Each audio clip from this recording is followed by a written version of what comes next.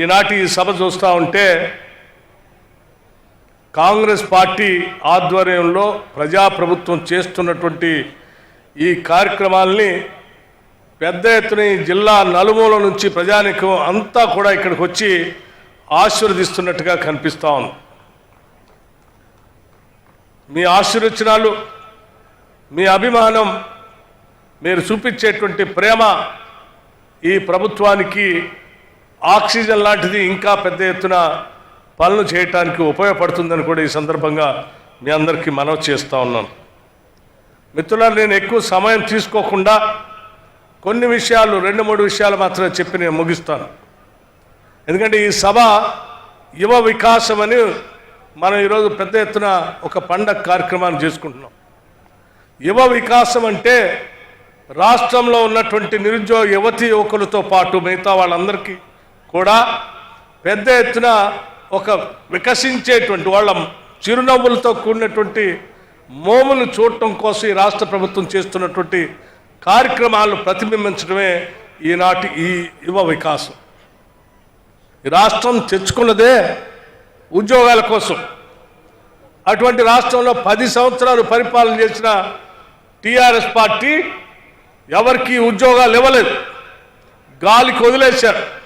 అలా గాలికి వదిలేసిన నిరుద్యోగ యువతి యువకులందరూ కూడా నడుం బిగించి మా అందరికీ ఉద్యోగాలు రావాలి అంటే కాంగ్రెస్ ప్రభుత్వం ఇందిరమ్మ రాజ్యం వస్తేనే మాకు ఉద్యోగాలు వస్తాయన్నటువంటి ఆశతో తిరిగి కాంగ్రెస్ పార్టీని ఆశీర్వదించి పెద్ద ఎత్తున మీరంతా గెలిపించి పంపించారు.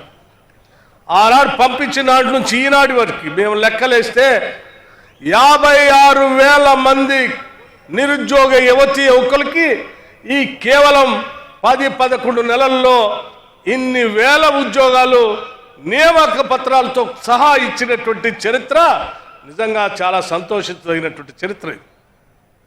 56,000 ఉద్యోగాలంటే ఆషామాషి కాదు. ఈ 56,000 ఉద్యోగాలతో పాటు ఇంకా పబ్లిక్ సర్వీస్ కమిషన్లో కొన్ని పరీక్షలు క్యాలెండర్ ద్వారా నడుస్తూనే ఉన్నాయి. అవన్నీ కూడా ప్రతి సంవత్సరం క్యాలెండర్ ప్రకారం నడుచుకుంటూ వస్తూనే ఉంటాయి.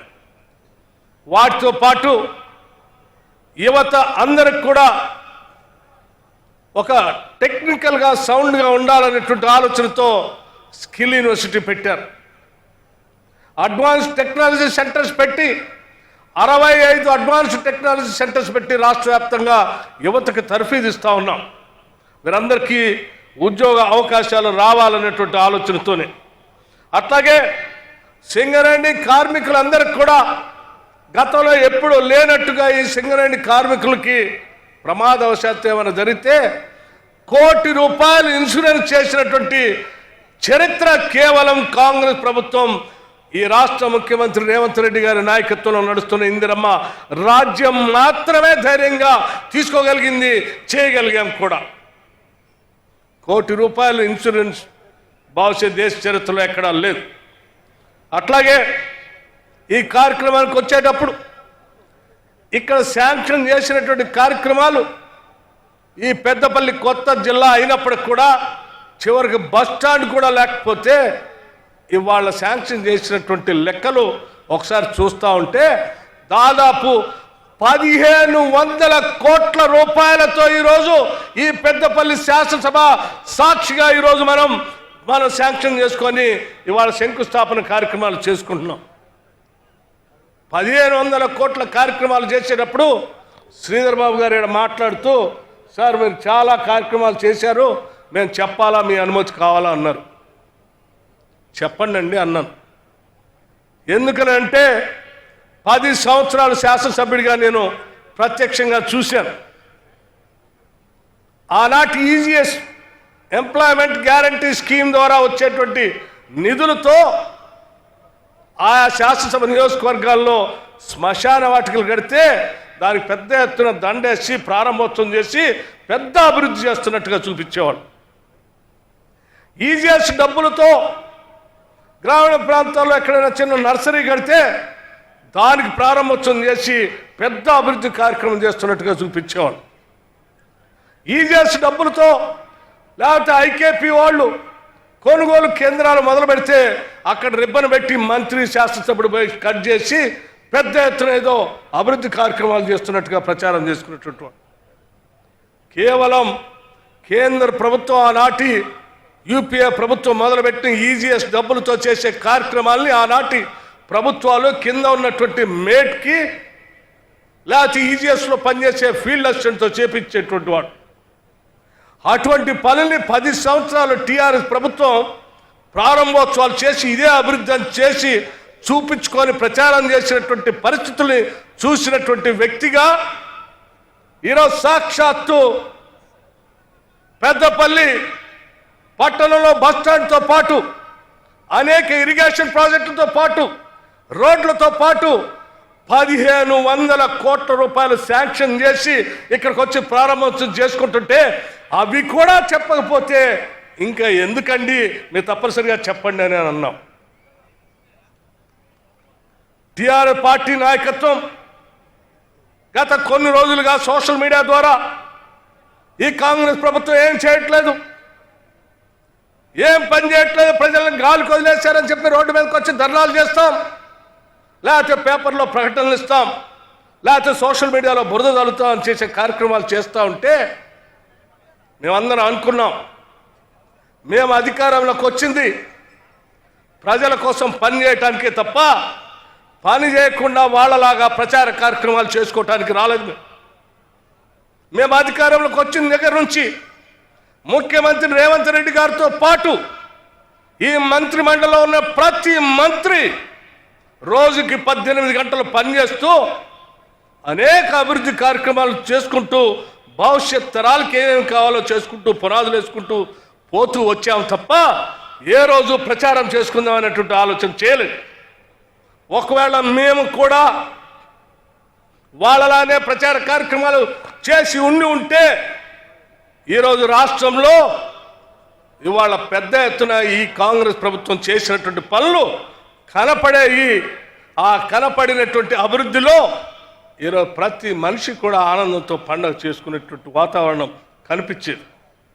మేము ఎంతసేపటికి పని చేయటమే ప్రాముఖ్యతగా పెట్టుకొని ముందు పోతున్నాం తప్ప ప్రచార కార్యక్రమంలో పోలేదు.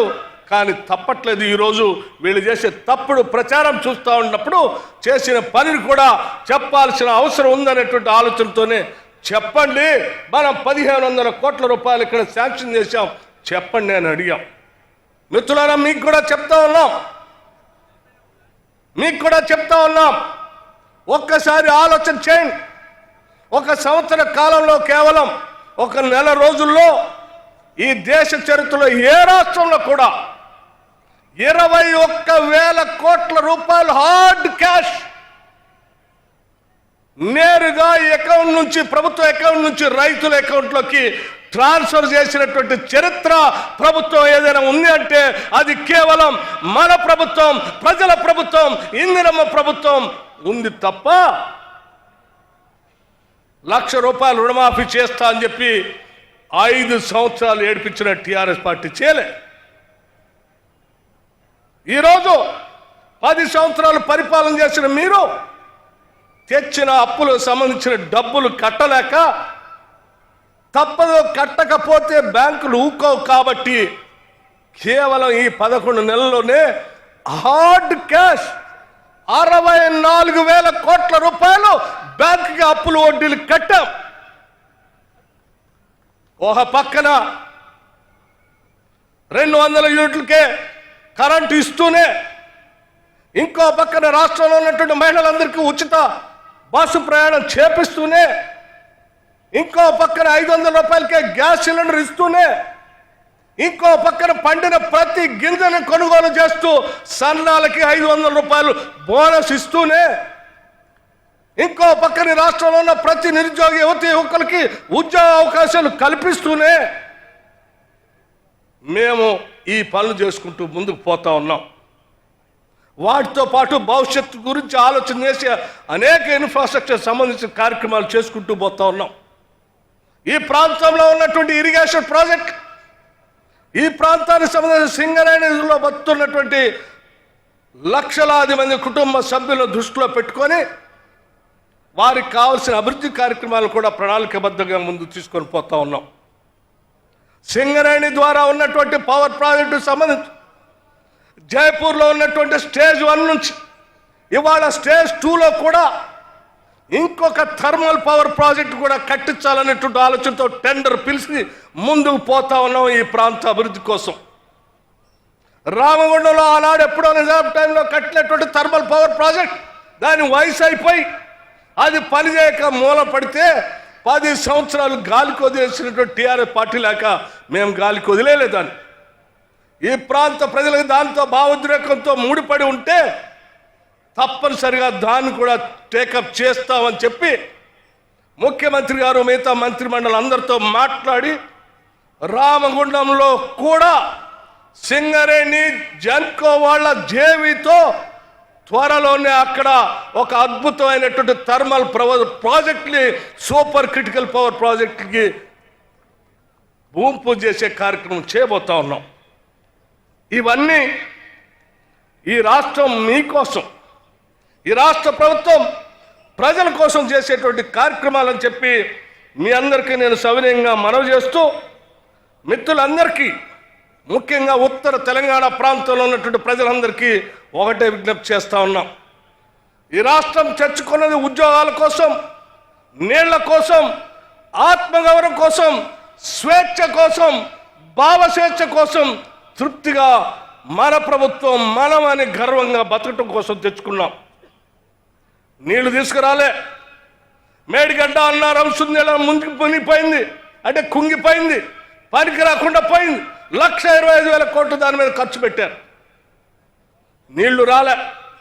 మేడిగడ్డ అన్నారం సుందేళ్ల నుంచి నీళ్లు రాకపోయినా అత్యధిక శాతం ఈరోజు వరి ఇవాళ పంట దిగుబడి అయితే ఈ రాష్ట్రంలో మీరు కట్టినటువంటి కాళేశ్వరం లేకుండా కేవలం ఆనాటి కాంగ్రెస్ ప్రభుత్వాలు కట్టినటువంటి కడెం కానీ, లేకపోతే ఎస్ఆర్ఎస్పి కానీ, శ్రీపాద ఎల్లంపల్లి కానీ, మిడ్ మానేర్ కానీ, ఫ్లడ్పో కెనాల్ కానీ, దేవాలయం కానీ, కాకతీయ కెనాల్ ద్వారా మొత్తం వీటన్నింటినీ లక్ష్మీ కెనాల్ ద్వారా నీళ్లు పారించి వాళ్ళ అత్యధిక శాతం ధాన్యాన్ని ఈరోజు కాంగ్రెస్ ప్రభుత్వం పండించినటువంటి ప్రతి గింజను కూడా కొనుగోలు చేస్తూ ఉన్నాం. ఇదందరికీ తెలిసిందే. అయినా కానీ మా కాళేశ్వరం ద్వారా పంట పండిందని నిన్నటిదాకా ప్రగల్భాలు పలికారు. మరి వాళ్ళ కాళేశ్వరం లేకుండానే అత్యధిక స్థాయిలో ఇవాళ ఉత్పత్తి చేసి చూపించాం. అందుకే మిత్రులారా, మీ అందరికీ మేము విజ్ఞప్తి చేసేది ఒక్కటే, మేము ప్రచారం చేసుకోవట్లేదు, పనులు చేసుకుంటూ ముందుకు పోతా ఉన్నాం. ఈ పని అంతా కూడా మీకోసం, మన కోసం, మనందరి కోసమే చేస్తున్నామని చెప్పి మీ అందరికీ తెలియజేస్తూ ఈ ఉత్తర తెలంగాణ ప్రజానికి మొత్తానికి ఒకటే విజ్ఞప్తి చేస్తున్నాం. ఇందిరమ్మ ప్రభుత్వం ప్రజాప్రభుత్వం మీకోసం, మన కోసం, మనందరి కోసం రూపాయి పోగేసి సంపద సృష్టించి ప్రజల కోసమే ఖర్చు పెడతామని చెప్పి మీ అందరికీ సవినయంగా నేను మనవి చేస్తూ నేను ముగిస్తా ఉన్నాను. ధన్యవాదాలు, నమస్కారం.